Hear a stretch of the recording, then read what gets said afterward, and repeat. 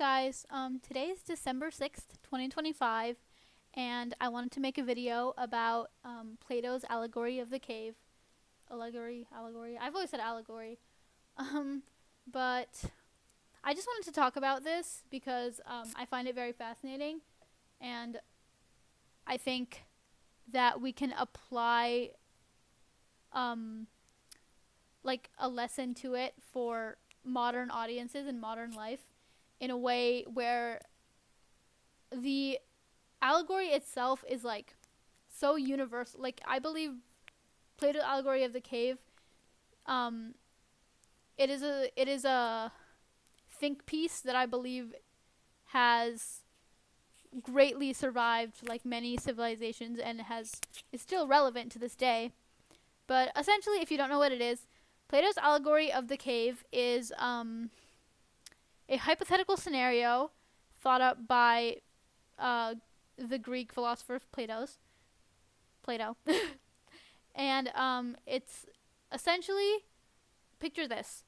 There are however many prisoners trapped in a cave. So they're put there as babies, which means they've never seen the outside world. And they're chained up to the wall in this cave. And there's a single fire in front of them, or behind them. It doesn't matter where the fire is. Point is, there is a single fire, right? And every so often, somebody will come into the cave, and they will put some objects behind the prisoners so that they can't see the objects, but they can see the shadows on the wall that are there because of the fire. And the prisoners, since they have never seen anything except for these forms, these shapes on the wall, these shadows, they think that that is the real object. Like if they get like a flower, maybe that wouldn't show that well. Okay, like a plate. So let's say the prison guard comes behind them and has the plate above his head. They see the shadow of the plate on the wall, and that's what they think a real plate is because they've never seen a real plate. So one day, one of the prisoners escapes from his chains and he gets to leave the cave, right? So he opens the door, or not door, there's like a boulder covering the opening. I'm just making this up. It's not important to the story. So he leaves the cave and he goes and sees the real world. He sees real flowers. He sees a real plate. And he is just amazed. Like his eyes are like, he's blinded by everything he's seeing. He rushes back into the cave to tell his fellow prisoner men in the cave, the forms that you guys are seeing on the wall, these shadows, they're not the real thing. These are merely abstract forms that are like rudimentary shapes of the real thing, and the real thing is like outside. It's in the real world. So he's telling them this because he's seen it with his own eyes. He's telling them this and he's saying, guys, like, find a way to break free so we can all see the real world. And instead of thinking, oh, wow, like, one of us has escaped, remember that they were all raised there. They've never seen real things. They've only seen shadows. So they think that the prisoner that escaped has a screw loose. They think that he's lost his mind. And they ridicule him. They tell him, oh, you're crazy. Like, these things on the wall, like, these are the real thing. Like, we don't know what you're talking about. What outside world? And the prisoner that escaped, he gets to escape, but he can't convince the others to escape with him because they think he's crazy. So because of their disbelief, they must live their entire lives. They must spend the rest of their lives inside the cave looking at the shadows. And what I think is interesting about this story is the fact that one of the biggest movies like ever created, The Matrix, it has like a similar concept.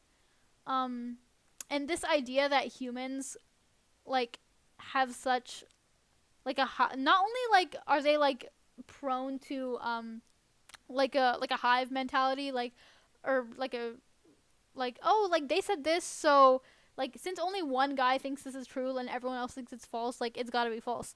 Like I feel like a lot of people, they're afraid to think outside the box, or they're like afraid to be even a little bit different because nobody will think that they're normal and they'll be isolated socially.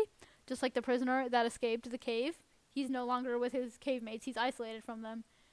And I think there's a good lesson to be learned about humanity and like social situations and how to navigate, being your own person in a society that is so like herd mentality, like a society where everyone is expected to, think the same and be the same. So I'm bringing this up, this story, Plato's allegory of the cave, because well, a little story time. Something happened in my personal life, and I mean, no one that I know in real life follows this account, to my knowledge, or are they ever gonna find it? I hope they don't. But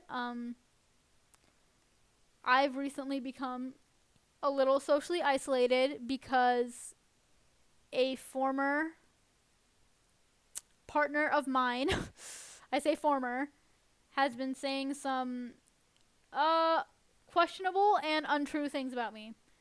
And let's call this person A. So person A has been saying these things about me, right? And I had a best friend. Let's call this person B.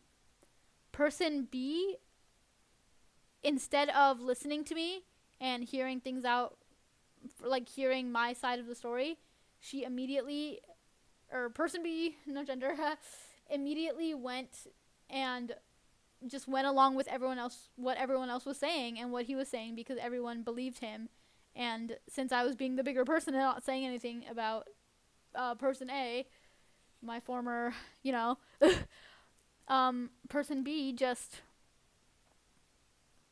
disregarded any loyalty towards me and followed the herd. And I thought this was interesting. This was what really had me thinking about Plato's allegory of the cave and, society and things like that. Oh, this sounds corny. Anyways, so, like, my lesson to you guys about this story and what happened to me: you can't let these people take away, like, you can't surrender to everyone else just because they think they're right, and you might become a little socially ostracized if they don't think that you match up to what they believe. Because, like, the greatest minds in the world were a little bit different. Like, think about, like, Albert Einstein. He wore the same exact clothes every day, allegedly. So people probably thought he was a little weird, but he was Albert Einstein, and we don't know their names. We don't know the names of the people who thought that he was weird, but we know his name, Albert Einstein. So, yeah, that's my lesson to you guys. Sorry for the yap. And happy holidays. It's December 6th, so it's going to be Christmas. And also, it was snowing today, or it was snowing the other day. So, yeah, it's kind of like a video diary now. I'm just talking about my week. It was snowing, so we had a 2-hour delay to school, and then we had a snowball fight, so that was pretty cool. I have a field trip on Monday. Is my age showing? Can you guys tell I'm in high school? Anyways, so yeah, my lesson to you guys: don't follow the herd and be yourself. And yeah, I like Plato's allegory of the cave. It really has me thinking. And you guys should be reading. Yeah, I've been going to the library and I've been like picking up books recently. I've also been writing more. I mean, like, I'm not like a great writer by any means, and I'm not like writing a book or anything, but I enjoy writing and also painting and stuff. Let me know if you guys want a paint with me, because I've been painting since I was like very young. But I've recently become like really busy. But after, like, during like winter break, after my fall semester is over, like, let me know if you guys want to paint with me. Or study with me. I don't really know how to film those. I have to put music in the background, and I'm not really familiar with video editing. But let me know if you guys want that. Bye!